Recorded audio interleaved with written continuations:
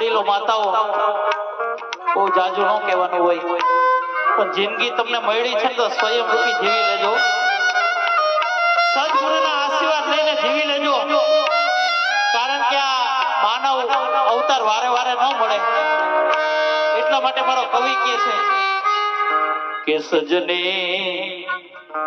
દાન દયાની ગળી છેલી છે। દાન કોને કરવું? જ્યાં આવે ત્યાં દાન ન કરવું, કે દાન સુપાત્રને કરીએ ધ્યાન, ખોડલનું ધરીએ નિત્ય આનંદમાં રહીએ સત્સંગ કીજીએ।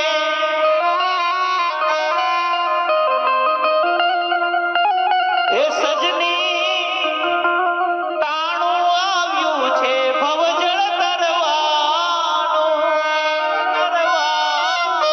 પણ ક્યારે તરાય? જ્યારે મારો ઠાકોરજી આપણે સામે હોકારા દેવા માંડે ને ત્યારે આપણે આ જિંદગી ધન્ય બની ગયું, પણ ક્યારે? હે જેવો કાનુડો સુજાણે